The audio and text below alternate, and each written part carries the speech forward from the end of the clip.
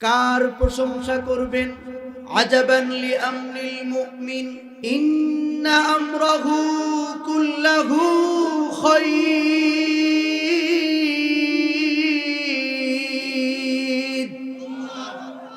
মুমিন বিপদে পড়বে, মুমিন মুসিবতে পড়বে, মুমিন জীবনের বাঁকে বাঁকে অনেক সমস্যায় পড়বে, কিন্তু হৃদয়টা ভাঙবে না।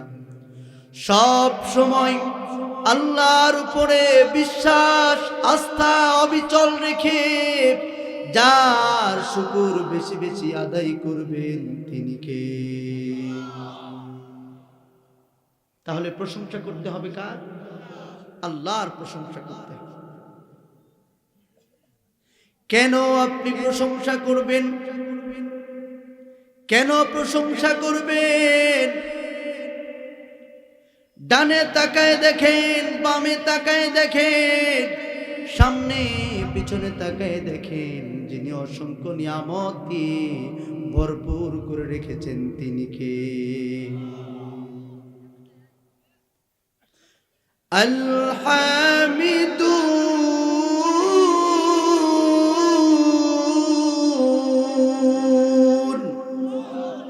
মুমিন প্রশংসা করবে। মুমিনের কাজই হচ্ছে প্রশংসা করা। ফিসসাররাই ওয়াদ-দাররা, সুখে দুঃখে আলোতে আঁধারে বিপদে মুসিবতে, জীবনের প্রতিটি বাঁকে বাঁকে, জীবনের প্রতিটি মুহূর্তে, প্রতিটি ক্ষণ অনুক্ষণে যার শুকর বেশি বেশি আদায় করবেন তিনি কে?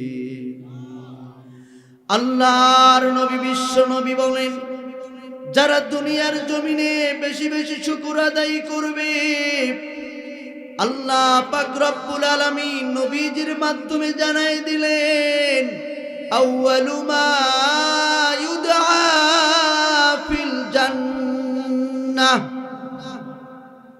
আল্লাহর নবী বিশ্ব নবী বলেন, যারা দুনিয়ার জমিনে বেশি বেশি শুকর আদায় করবে, যেই দিন ময়দানে মাহশার কায়েম হয়ে যাবে, যেই দিন মানুষগুলো হাহাকার করবে, কিয়ামতের এক প্রান্ত থেকে আরেক প্রান্তে ছোটাছুটি করবে, ইয়াউমা ইয়াফিরুল মারউ মিন আখি,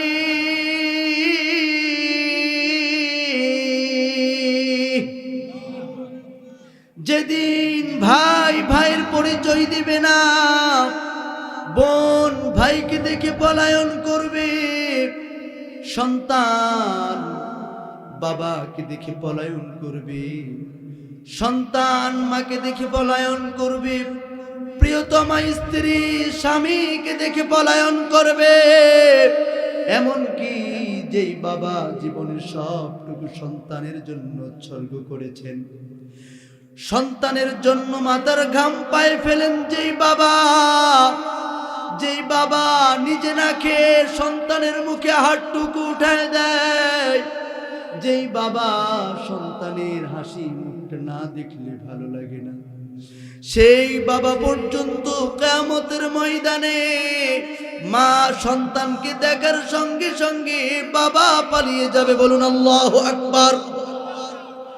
এমন কি পৃথিবীর মধ্যে সবচাইতে যে মানুষটা আমাদেরকে বেশি ভালোবাসে, আমাদের গর্ভধারিণী জনম দুঃখিনী মা, 10টি মাস গর্ভে ধারণ করেছেন, 2টি বছর দুধ পান করিয়েছেন, সন্তান না খাইলে মা খায় না, সন্তান না ঘুমাইলে মা ঘুমায় না। পৃথিবীর মধ্যে মানুষটা আমাদের সবচাইতে আপন মানুষ, সবচাইতে বেশি ভালোবাসেন, অথচ কিয়ামতের ময়দানে জনম দুঃখিনী মা সন্তানকে দেখার সঙ্গে সঙ্গে পলায়ন করবে। বলুন আল্লাহু আকবার।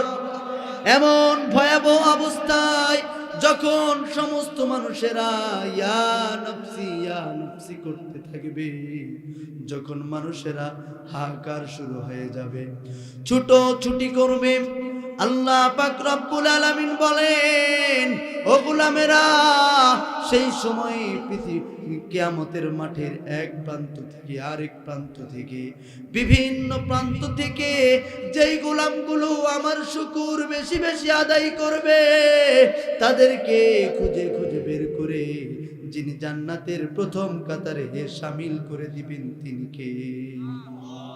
আল্লাহু আকবার। কলিজার টুকরা ভাইয়েরা আমার, তাহলে জীবনের প্রতিটা মুহূর্তে শুকর আদায় করব কার? বলেন না কার? তাহলে চিৎকার মেরে রাতের নিস্তব্ধতাকে ভঙ্গ করে দিয়ে সিংহের মতো গর্জন ছেড়ে ইমানদারের মতো আওয়াজ করে একটাবার বলেন না আলহামদুলিল্লাহ। ভাইয়েরা আমার, শুকর আদায় করতে হবে। আজকে আমরা নিজেকে ইমানদার ভাবছি, অথচ আমার ভিতরে ইমানের চার্জ কতটুকু আছে একটু পরীক্ষা করার দরকার আছে না? আল্লাহর নবী বিশ্ব নবী বলেন, ইদা সাররাতকা হাসানাতুকা ওয়া সাআতকা সাইয়্যাতু। আল্লাহর নবী বিশ্ব নবী বলেন, যখন আপনি দেখবেন আপনার কোরআন পড়তে ভালো লাগে, নবীজির হাদিস শুনতে ভালো লাগে, সালাত আদায় করতে মন চায়, তাফসীরুল কোরআন মাহফিলে গিয়ে আলোচনা শুনতে ভালো লাগে, যখন আপনি দেখবেন আপনার দিনের কাজে সময় দিতে ভালো লাগে, তখন বুঝবেন আপনার হৃদয়টাকে ঈমানের নূর দিয়ে যিনি পরিপূর্ণ করে রেখেছেন তিনি কে? আর যখন আপনি দেখবেন আপনার সালাত আদায় করতে ভালো লাগে না, কোরআন তিলাওয়াত করতে ভালো লাগে না, তাফসীর মাহফিলে যেতে ভালো লাগে না, সব সময় আপনাকে অশ্লীল কাজের দিকে আপনার মন বেশি টানে, ফেসবুকে সারাদিন অশ্লীল ভিডিও দেখতে ভালো লাগে, আপনি টিকটকের মধ্যে সারাদিন অশ্লীল ভিডিও দেখতে ভালো লাগে, তখন বুঝবেন আপনার হৃদয়ে ঈমানের পাওয়ার কমে গেছে, পুরা হৃদয়টাকে শয়তান নিয়ন্ত্রণ করে ফেলেছে। কথা বলেন ঠিক না বেঠিক? এই জন্য আল্লাহ পাক রব্বুল আলামিন বলেন, ওয়ালা তাত্তাবিউ খুতুওয়াতিশ শাইতান ইন্নাহু লাকুম আদুউম মুবিন।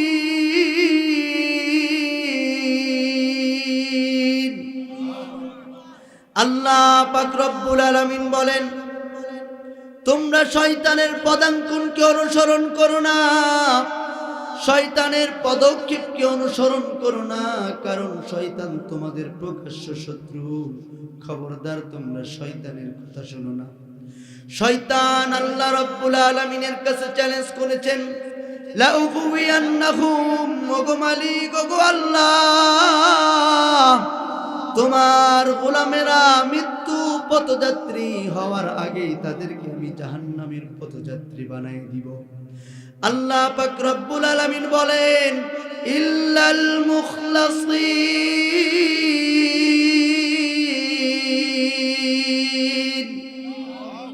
খবরদার খবরদার, আমার যেগুলো মুখলেস গোলাম, আমার খাঁটি গোলামদেরকে তুই যতই কুমন্ত্রণা দিক না কেন, তুমি যতই ধোঁকা দাও না কেন, তুমি ধোঁকা দেওয়ার আগে আমার গোলামদেরকে আমি আমার রহমতের চাদর দিয়ে হেফাজত করে নিব। বলুন আল্লাহু আকবার।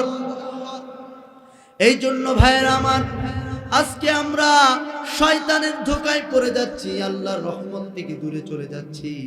এই জন্য সবাই মিলে একটা বার আল্লাহ রাব্বুল আলামিনের শুকর আদায় করি মাহফিলে আসার জন্য। বলেন আলহামদুলিল্লাহ। আজকে আমাদেরকে শয়তান ধোঁকা দিচ্ছে, আমরা মনেই করছি না শয়তান আমাকে ধোঁকা দিচ্ছে। কথা বলেন ঠিক না বেঠিক? আখিরাত বাদ দিয়ে দুনিয়ামুখী হইছি কি হয় নাই? আমরা ভাইরা আমার দুনিয়ামুখী হইছি কি হইছি না? আমার মা বোনদের দিকে তাকায় দেখেন, তারাও আজকে দুনিয়া নিয়ে খুব ব্যস্ত। আমরাও দুনিয়া নিয়ে খুব ব্যস্ত। যাদের হাতে মোবাইল আছে, হয় টিকটক, হয়তো ফেসবুক, কিছু না কিছু একটা আছে না নাই?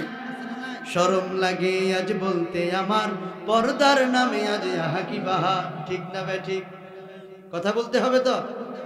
এই যুবকরা আসনি, আসো তো, খেলা হবে, খেলা হবে, হবে তো ইনশাল্লাহ। শরম লাগে আজ বলতে আমার পর্দার নামে আজ আহা কি বাহার। ঠিক না বেঠে? শরম লাগে আজ বলতে আমার পর্দার নামে আজ আহা কি বাহার। হাটকি বাজারে দেখা যায় হাজারে, হাটকি বাজারে দেখা যায় হাজারে, বিনা পর্দায় ঘরে বনটায় আমার। শরম লাগে আজ বলতে আমার পর্দার নামে আজ আহা কি বাহার। ঠিক না বেঠে? আর চিল্লায় বলেন ঠিক না বেঠে? ফেসবুক হোয়াটসঅ্যাপ ভিডিও কলে পর্দা বিনা চলে অনর গলে, আছে না নাই? ফেসবুক হোয়াটসঅ্যাপ ভিডিও কলে পর্দা বিনা চলে অনর গলে।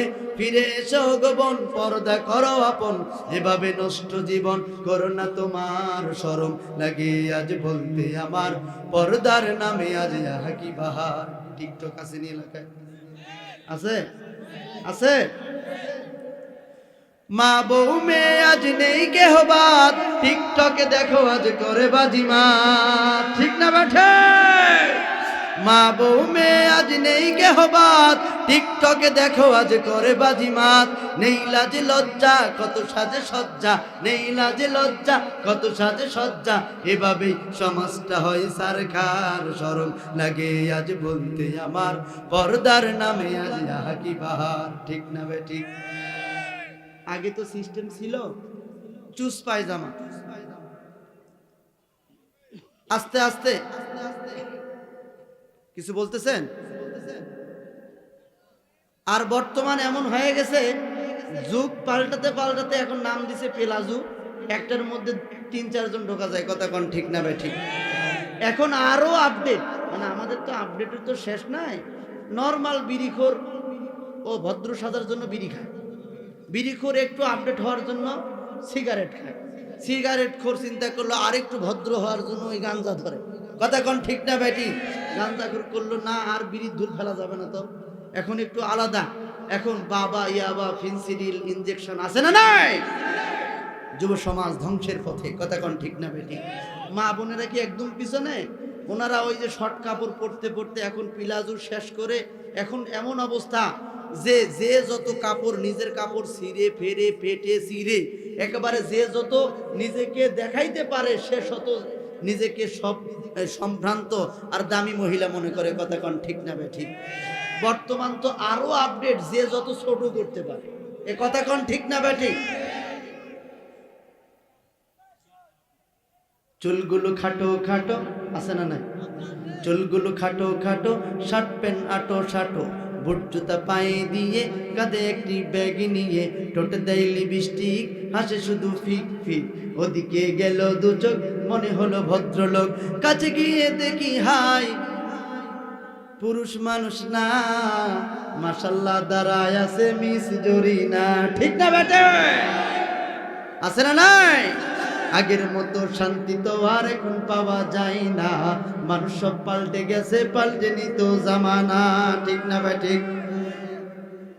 এখন ছেলেরা মনে করছিল এতক্ষণ হুজুর মেয়েদেরকে বলছে, আমাদেরকে তো কিছু বলবে না। না, ওরা আমার বোন। ঠিক না ভাই? ঠিক। তোমরা একদম পিছিয়ে নাই সোনার সানেরা, আপনারা এত আপডেট হইছেন, শরীরে তো কিচ্ছু না, ইউটিউব আর ফেসবুক দেখে। কথা কোন ঠিক না ভাই? ঠিক। আমি কিন্তু বলি না, শরীরে কিছু নাই, এত টাইট ফিটিং জামা কাপড় পরে শরীরে সব হাড়হাড্ডি কোনা যায়। কথা কোন ঠিক না বে ঠিক? প্যান্ট এত নিচে পরে, নাভির উপরে তো কোনো আল্লাহর রহমতে কেউ প্যান্ট পরে না। এ পরে কি? দুই একজন আল্লাহর ওলি জিব্রাইলের খালাতো ভাই থাকলে থাকতে পারে, কিন্তু অধিকাংশগুলোই নাভির নিচে। খালি নিচে নয়, এত নিচে পরে। শোনা মেয়ে তো নামাজে যায় না, কেউ হয়তো মারা গেছে, হতে পারে নানির বিয়াই, এই ধরনের কেউ মারা গেছে, ওই ওসিলাই নামাজে দাঁড়াইছে। এখন সে রুকুতে যাওয়ার পরে নাভির নিচে তো প্যান্ট, পিছন দিক দিয়ে তাকাইলে একদম পদ্মা, মগনা, যমুনা, খাল বিল সব দেখা যায়। কথা কোন ঠিক না বে ঠিক? এরকম আছে না নাই? এদেরকে আমি নাম দিছি হচ্ছে হাফ লেডিস। যত ছোট পাঞ্জাবি পরা যায়, যত টাইট ফিটিং করা যায়, কেউ হাতে চুড়ি, কানে দুল, আছে না নাই রে? এগুলো কোনো ইসলামিক ফ্যাশন হতে পারে না। কথা কোন ঠিক না বেঠে? যেই সমস্ত নাস্তিক মোরতাদ চাটুকারগুলো আমার সন্তানদেরকে তারা এই নাস্তিকতার দিকে প্রমোট করছে, তাদেরকে আমরা জুতা পিটা করতে চাই। কথা বলেন ঠিক না বেঠে? বাংলাদেশে সবচাইতে বর্তমান সুপুরুষ, সুদর্শন পুরুষকে অ্যাডলফ খান। কথা কোন ঠিক না বেঠে? আজকে বাংলাদেশে যে যত বাঁকা হয়ে চলতে পারবে সে তত সুন্দর পুরুষ। কথা কোন ঠিক না বেঠি? তিনি যদি সুদর্শন পুরুষ 1 নম্বর অ্যাওয়ার্ড প্রাপ্ত হয়, আমাদের তো কোনো সিরিয়ালই নেই। কথা কোন ঠিক না বেঠে? এগুলো কি রুচির দুর্ভিক্ষ নামছে কিনা? বাংলাদেশে পুরুষ আর খুঁজে পায় নাই, কোত্থেকে মেকআপ করে টানে টুনে একটা খাড়া করেছে। ঠিক না বেঠি? এই জন্য ভাইয়েরা আমার, বাংলাদেশে এগুলো সাপ্লাই করা হচ্ছে, ট্রান্সজেন্ডারের নাম দিয়ে সমকামিতাকে প্রমোট করা হচ্ছে। কথা কোন ঠিক না বেঠে? আমরা এগুলো তীব্র নিন্দা জানাই। বাংলার জমিনে কোনো ট্রান্সজেন্ডারের নাম দিয়ে কোনো সমকামীদের কোনো জায়গা হবে না। কথা কোন ঠিক না বেঠে? লম্বা লম্বা আছে চুল, কানে তো আছে দুল, হাতে দেই সোনার চুড়ি, চিকন ফিতার ঘড়ি, পাঞ্জাবি গায়ে দিয়ে হাত আছে মোড়ানো, লম্বা ওড়নাটা কাঁধে আছে ঝোলানো। ঠিক কিনা? লম্বা লম্বা আছে চুল, কানেতেও আছে দুল, হাতে দেই সোনার চুড়ি, চিকন ফিতার ঘড়ি, পাঞ্জাবি গায়ে দিয়ে হাত আছে মোড়ানো, লম্বা ওড়নাটা কাঁধে আছে ঝোলানো, হেঁটে চলে আঁকা বাঁকা যেন কোনো নায়িকা, কাছে গিয়ে দেখি হাই মাইয়া মানুষ না। এটা হলো তুঙ্গ পাড়ার, এটা হলো তুঙ্গ পাড়ার মিস্টার সোহেল রানা, এটা হলো গোপালগঞ্জের মিস্টার সোহেল রানা। ঠিক না বেঠে? ঠিক না বেঠে? আমার সন্তানগুলো যেখানেই যেতে চায়, আমার সন্তানগুলো যেখানে বসতে চায়, সেখানেই নাস্তিকদের হানা পড়েছে। কথা বলেন ঠিক না বেঠে? আমার সন্তানগুলো যেদিক দিয়ে রাস্তা পথ চলে, সেই জায়গাগুলো নাস্তিকবাদেরা তারা বিভিন্নভাবে তারা চেষ্টা করছে আমার সন্তানগুলোকে কিভাবে নাস্তিক বানানো যায়, কিভাবে মুরতাদ বানানো যায়, কিভাবে শিরক বিদআতের সাথে সম্পর্কিত করা যায়। আমরাও বলে দিতে চাই, এ জমিন শরীয়তুল্লাহর জমিন, এ জমিন আউলিয়ায়ে কেরামের জমিন, এ জমিন উলামায়ে কেরামের জমিন, কোরআনের জমিন। কোন নাস্তিকবাদ বাংলার জমিনে ঠাঁই পাবে না। কথা বলেন ঠিক না বেঠে? এরা চেষ্টা করছে বাংলার জমিনকে কিভাবে নষ্ট করা যায়। ঠিক না বেঠে? কিন্তু এত সোজা নয় সোনার চান। বাংলাদেশে ইসলাম পৌঁছেছে মক্কা থেকে মদিনায় ইসলাম যাওয়ার আগে। বলেন সুবহানাল্লাহ। মক্কা থেকে মদিনায় হিজরতের আগে বাংলাদেশে 4 জন সাহাবী আসছিল। বলেন সুবহানাল্লাহ। এত সোজা নয়। ইসলামে মাটির পরতে পরতে। কথা কোন ঠিক না বেঠি? এই জন্য যতই চুলকাচুলকি করেন, যতই চেষ্টা করেন বাংলার জমিন থেকে, যতই আপনি শিরক ঢুকায়ে দেন, বিদআত ঢুকায়ে দেন, আমাদের মাথা ওয়াশ করেন, ব্রেন ওয়াশ করেন না কেন, আমাদের দিল থেকে কোরআনের প্রতি যে মহব্বত, আল্লাহর প্রতি যে ভালোবাসা, নবীজির প্রতি যে ভালোবাসা, 1 বিন্দু পরিমাণ কোন নাস্তিকের বাচ্চা সরাতে পারবে না ইনশাআল্লাহ। কথা বলেন ঠিক না বেঠে? ভাইয়েরা আমার, ঘুমাই গেছেন? খেলা হবে তো? থাকবেন তো? এই যুবক ভাইয়ের একটু বসে রে শোনার চা, অন্তরটা শান্তি পাবে। একটু ভাই সামনে আসেন, পিছনে লোকজন দাঁড়ায় আছে, বুঝলেন না? আসেন, একটু আগে আসেন ভাই, একটু সামনে আসেন ভাই, কলজার টুকরা ভাইরা আসেন ভাই। আরে আসেন না, সমস্যা কি? সারা রাত আজকে ওয়াজ চলবে, থাকবেন তো ইনশাল্লাহ? রাত কারো বাপের? কথা কন না কেরে? রাত কারো বাপের? সারা রাত চলবে, আপনার সমস্যা কি ভাই? একটু বসেন না। তাছাড়া আগে যে কথা কইছি সেই কথা আবার করলে তো ইজ্জত থাকে না। থাকবেন তো ইনশাল্লাহ? আমার কলিজার টুকরা ভাইয়েরা আমার, আমাদেরকে ঈমানের পথে থাকতে গেলে পরীক্ষা আসবে কি আসবে না? আসবে কি আসবে না? অবশ্যই পরীক্ষা আসবে। পরীক্ষায় উত্তীর্ণ আমাদেরকে হতেই হবে ইনশাআল্লাহর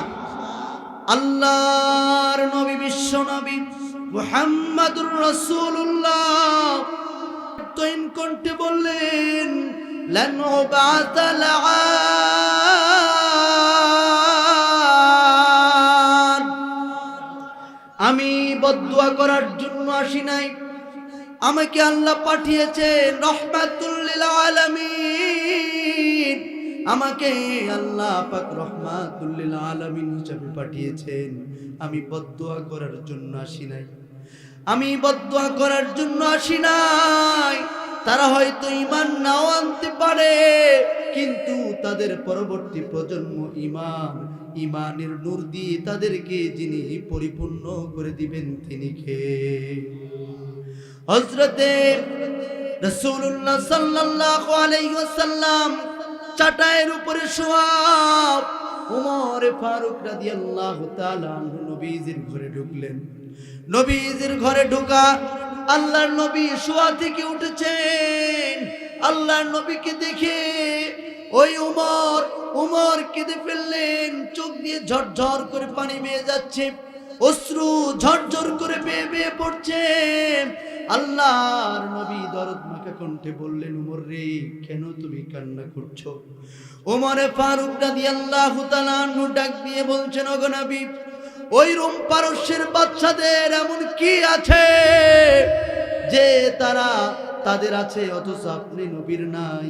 তারা কত আরামায়েশে ঘুমায়, তারা কত আরামায়েশে জীবন যাপন করে, অথচ আপনি নবী যদি চাইতেন লাসার আল উহুদ যাহাবান, ওই পুরা উহুদ পাহাড়কে যিনি স্বর্ণ করে আপনাকে হাদিয়া বানিয়ে দিতেন তিনি কে? অথচ আপনার শরীরে, আপনার পিঠে চাটাইয়ের দাগ দেখা যায় গো নবীজি। আল্লাহর নবী আদর করে বললেন, উমর রে, বিষয়টা কিন্তু এমন না। ওয়ালাহুমুদ দুনিয়া ওয়ালানাল আখিরাহ, তাদের জন্য দুনিয়া বরাদ্দ করা হয়েছে, তারা দুনিয়ার ভোগ বিলাস করবে।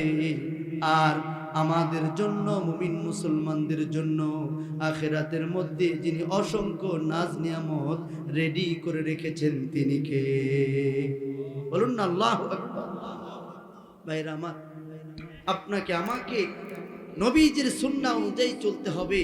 আমাদের জন্য পুরা আখিরাতে আমাদের জন্য কত কিছু সাজানো আছে। আল্লাহ তাআলা কোরআনের মধ্যে বলেন, ইন্নাল্লাযীনা আমানু ওয়া আমিলুস সালিহাত লাহুম জান্নাতুন তাজরি মিন তাহতিহাল আনহার। বলুন আল্লাহু আকবার।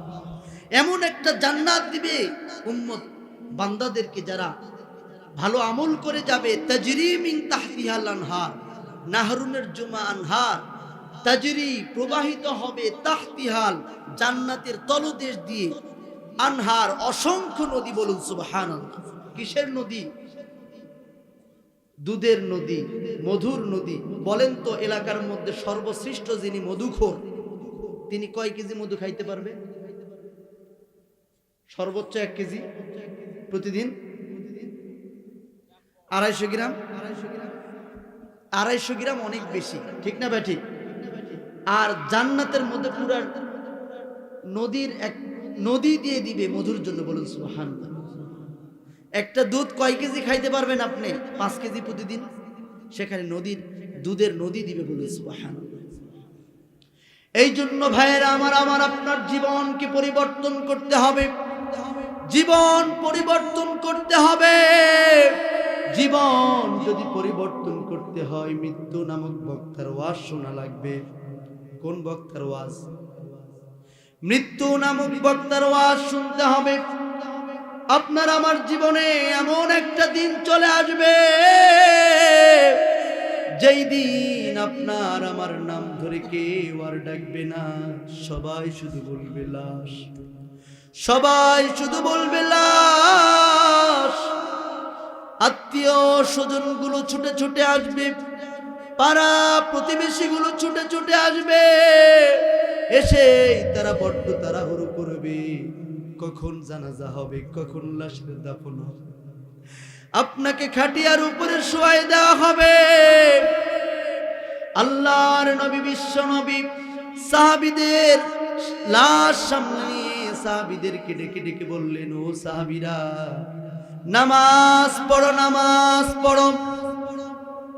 জীবনে এমন একটা নামাজ দাঁড়ায় যাবে, জোহর পড়েছেন ইমামের পিছনে, আসর পড়েছেন ইমামের পিছনে, মাগরিব এসা পড়েছেন ইমামের পিছনে, জুমা কিংবা ঈদের নামাজটাও পড়েছেন ইমামের পিছনে, কিন্তু জীবনে এমন একটা নামাজ দাঁড়ায় যাবে যেদিন আপনি শত চেষ্টা করে ওই ইমামের পিছনে আপনি দাঁড়াতে পারবেন না।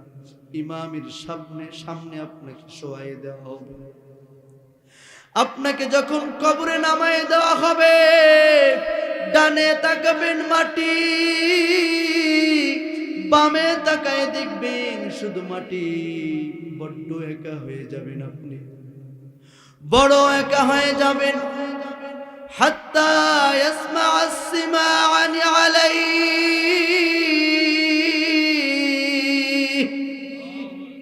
পায়ের আওয়াজগুলো আপনি শুনতে পারবেন, সন্তানের পায়ের আওয়াজগুলো শুনতে পারবেন, প্রিয় মানুষগুলোর পায়ের আওয়াজ শুনতে পারবেন, কিন্তু আপনি কাউকে আটকাতে পারবেন না, তারা তাদের মতো চলে যাবে। শত চেষ্টা করেও আটকাইতে পারবেন না। 40 কদম যাওয়ার সঙ্গে সঙ্গে মুনকার নাকির এসে উপস্থিত হয়ে যাবে। আপনাকে কিছু অতি সিম্পল কিছু প্রশ্ন করবে, যদি আপনি উত্তরগুলো না দিতে পারেন, আপনি কোন দল করেছেন দেখা হবে না, কোন নেতার পেছনে ঘুরেছেন তাও দেখা হবে না। অন্ধ ফেরেশতা নিযুক্ত করে দেওয়া হবে। ফায়াদরিবুহু দরবাতাম বিল হাদীদ,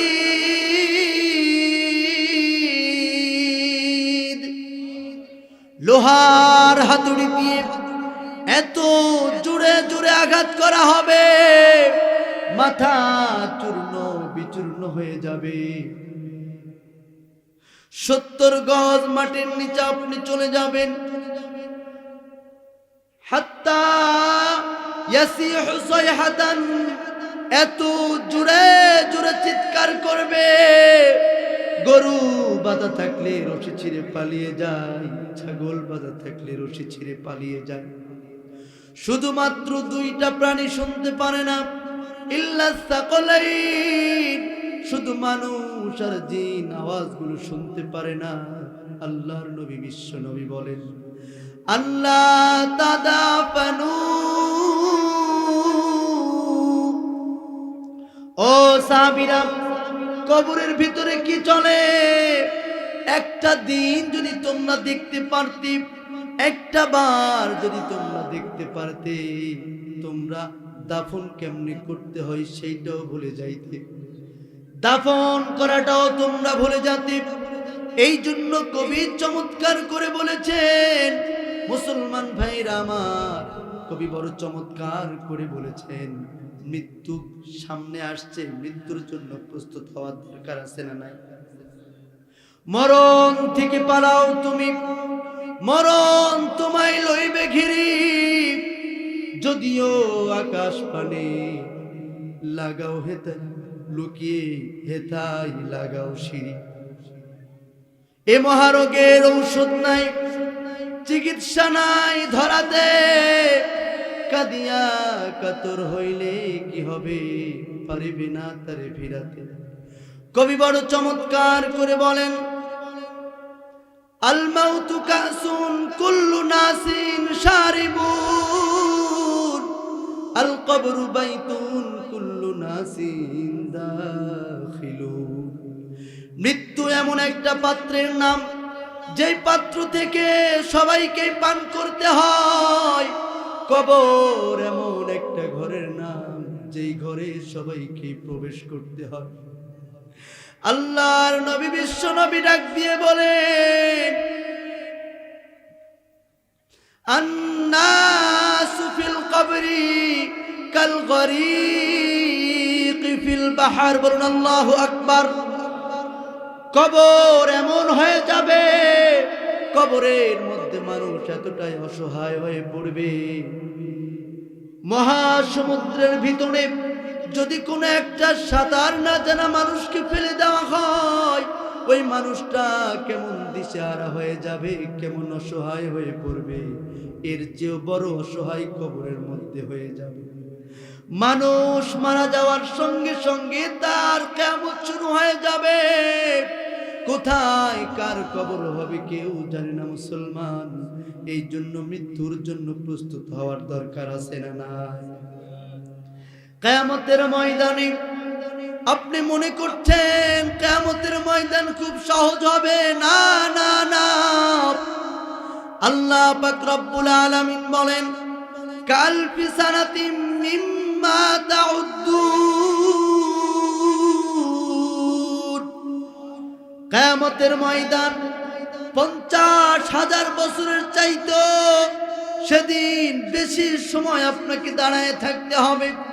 শুধু কি তাই, সেদিনের 50,000 বছরের একটা বিকাল হবে, ইল্লা আশিয়াতান আও দুহাহা। সেই দিন 50,000 বছরের একটা দিন, একটা দিনের একটা সকাল বিকাল। আমাদের সারা জীবনের এই 50-60 বছর, এই সারা জিন্দেগিটা কিয়ামতের দিনের একটা সকাল আর বিকালের মধ্যে শেষ হয়ে যাবে। কিয়ামতের ময়দানে সবাই যখন হাহাকার করবে, সেই দিন পৃথিবী থেকে 13 লক্ষ মাইল দূরের সূর্যটা মাথার এক বিঘ উপরে চলে আসবে। আল্লাহর নবী বিশ্ব নবী বলেন কামিকদারি মিন।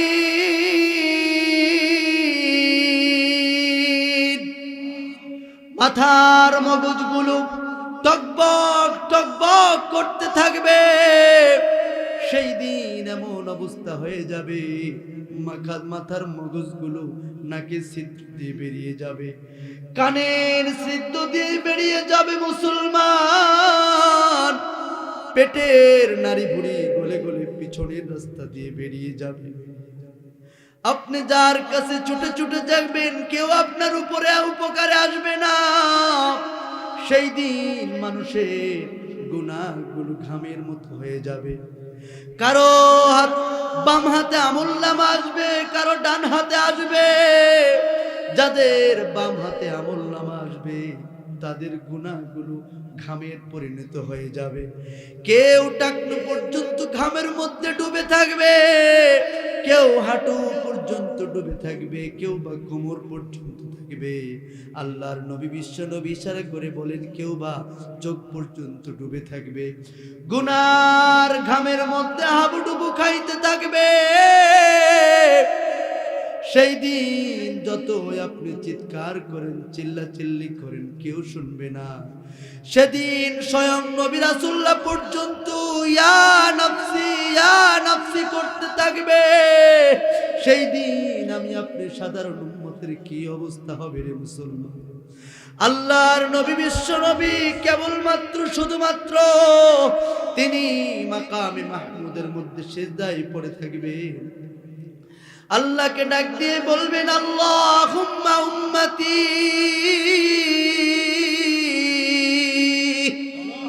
মাকামে মাহমুদের মধ্যে সিজদায় পড়ে উম্মতি উম্মতি বলে কান্না শুরু করবেন।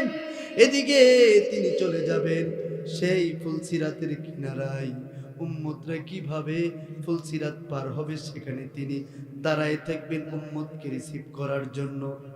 আল্লাহর নবী বিশ্ব নবী বলেন ও আমার উম্মতেরা, আমি আমার ওখানে কোটি কোটি মানুষের মধ্যে আমার উম্মতদেরকে কিভাবে চিনব?